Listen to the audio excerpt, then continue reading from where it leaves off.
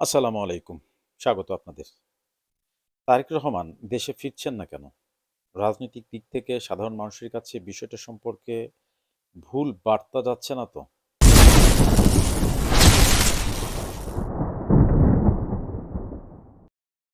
বাংলাদেশের রাজনীতিতে এখন ভয়ানক উত্তেজনা। একদিকে খালেদা জিয়ার জীবন সংকটাপন্ন, অন্যদিকে দেশেও চলছে রাজনৈতিক ক্রাইসিস। আর ঠিক এই সময়ে সবচেয়ে বড় যে প্রশ্ন, সেটি হলো তারেক রহমান কেন দেশে ফিরছেন না? এই সিদ্ধান্ত কি ভোটের আগে বিএনপির জন্য ভয়ংকর ভুল বার্তা হয়ে উঠছে? আজকের ভিডিওতে এই বিষয়টি নিয়েই কথা বলার চেষ্টা করব। প্রথমত, তারেক রহমানের দেশে না ফেরা নিয়ে জনগণের ভাবনাটা কি? এতে রাজনৈতিকভাবে লাভ ক্ষতিই বা কি? অথবা ভোটের আগে এমন সিদ্ধান্তটি কতটা যুক্তিসঙ্গত? কিংবা বিএনপি এর ভবিষ্যতের সম্ভাব্য প্রভাবই বা কি হতে পারে? বাংলাদেশের রাজনৈতিক ইতিহাসে যেটি দেখা যায় যে বিপদের মুহূর্তে নেতার সামনে দাঁড়ালে তার গ্রহণযোগ্যতা কিন্তু কয়েক গুণ বেড়ে যায়। এই মুহূর্তে দেশের সবকিছুই উত্তাল। আর সবচেয়ে বড় যে কথা সেটি হচ্ছে যে বিএনপির প্রধান নেতা খালেদা জিয়াও কিন্তু মৃত্যু শঙ্কায়। এমন সময়ে তারেক রহমানের বিদেশে থাকা কি জনগণের মনে প্রশ্ন তুলছে? এখানে উত্তরটা হ্যাঁ-বাচক হওয়ার সম্ভাবনাকেই কিন্তু প্রবল করে তোলে এবং সেটি আজকের আলোচনার কেন্দ্রবিন্দু।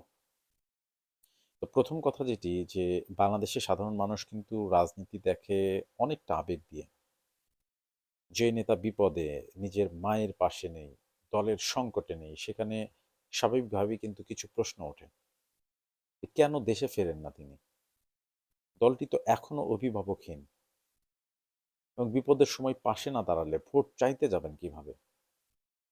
তো এই প্রশ্নগুলো কিন্তু এখন বিএনপির সমর্থকদের কাছ থেকেই কিন্তু বেশি আসছে। রাজনীতিতে ইমোশন, ত্যাগ, উপস্থিতি এই ৩ টাই কিন্তু সবচেয়ে বড় শক্তি। কিন্তু যখন নেতা বাইরে থাকেন তখন কিন্তু স্বাভাবিকভাবেই দলের কর্মীদের কিন্তু মনোবল কমে যায়। আর এতে সবচাইতে যে বিষয়টা সামনে আসে সেটি হচ্ছে যে প্রতিপক্ষ কিন্তু সহজেই তাকে আ দূরবর্তী নেতা বলে প্রচারণা চালানোর কিন্তু একটা সুযোগ পায়। এছাড়া দলের ভেতরে কিন্তু নেতৃত্ব শূন্যতাও দেখা দেয়। সবচাইতে বড় যে আরেকটি বিষয় সেটি হলো যে এতে কিন্তু সাধারণ ভোটাররা নেতৃত্বে আস্থা হারায়। বিশেষ করে খালেদা জিয়ার সংকট যখন চরমে, ঠিক তখন তারেক রহমানের অনুপস্থিতি জনমনে কিন্তু আরো নেতিবাচক প্রভাব ফেলতে পারে। এখন এখানে অনেকগুলো কৌশলগত হিসাব হয়তো থাকতে পারে। ১ম এই যে প্রশ্ন আসে সেটি হলো যে তিনি কি বর্তমান সরকার কর্তৃক কোনরূপ হ্যারাসমেন্টের আশঙ্কা করছেন কিনা? যেমন দেশে আসলে তাকে তাৎক্ষণিকভাবে গ্রেপ্তার করা হতে পারে কিনা? কিংবা তাতে দল নেতৃত্বহীন হয়ে পড়ার আশঙ্কা থাকে কিনা? বা আন্তর্জাতিক যোগাযোগ তাতে বন্ধ হয়ে যেতে পারে কিনা? অথবা নির্বাচন পরিচালনায় বিশৃঙ্খলা তৈরি হওয়ার আশঙ্কা থাকে কিনা? তাই কৌশলগতভাবে হয়তো তিনি মনে করছেন যে বাইরে থেকে এই মুহূর্তে দল পরিচালনা করাটাই বেশি নিরাপদ। এমন কিছু কিনা সেটিও কিন্তু স্পষ্ট নয়। মূল সমস্যাটা হলো যে রাজনৈতিক কৌশল কিন্তু জনগণ খুব কম বোঝে। তারা শুধু দেখতে চায় নেতার উপস্থিতি। যদিও সরকার কিন্তু খুব স্পষ্ট করেই বলছে যে সরকারের তরফ থেকে ন্যূনতম কোনো বাধা নেই তার দেশে ফেরার বিষয়ে। তাহলে এখানে সমস্যাটা কোথায়? সেটি এখন পরিষ্কার করার বিষয় স্বয়ং বিএনপির। এখন দেখা যাক সামনে কি ঘটে। তবে বিএনপি মিস্টার তারেক রহমানের শারীরিক নিরাপত্তা ঝুঁকির বিষয়টি সবচেয়ে গুরুত্ব দিচ্ছে কিনা সেটিও স্পষ্ট নয়। এখন সেটি হতেও পারে, নাও পারে। যদিও এটা নিয়ে কিন্তু জনগণের মধ্যে একটা চর্চা আছে। তবে নিরাপত্তার বিষয়টি দলীয় কিংবা সরকার পক্ষ নিশ্চয়ই গুরুত্ব সহকারে বিবেচনা করত। তাতে তো কোনো সন্দেহ নাই। তাহলে আসতে বাধাটা কোথায়? সে বিষয়েও এখন স্পষ্ট নয়। এখন থাকতে পারে আরো বহু হিসেব-নিকেশ। কিন্তু এত হিসেব-নিকেশ কিংবা এত সাসপেন্স জনগণের মধ্যে ভুল বার্তা পৌঁছায় কিনা? সেটিও তো ভেবে দেখার সুযোগ রয়েছে।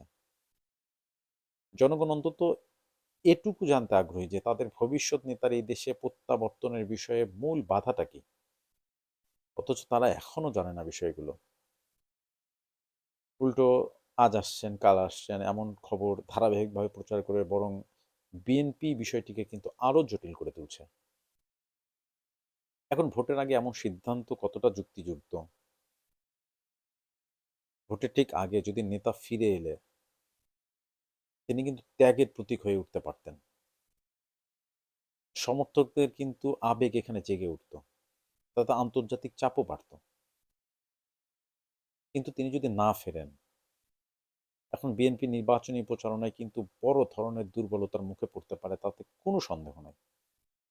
আর এটি কিন্তু বিএনপির জন্য হয়তো বড় রাজনৈতিক সমস্যা হয়ে দাঁড়াতে পারে। তো আশা করি দলটি তার সমস্যার সংকটগুলো হয়তো খুব তাড়াতাড়ি সমাধান করতে পারবে, এটিই প্রত্যাশিত। ধন্যবাদ।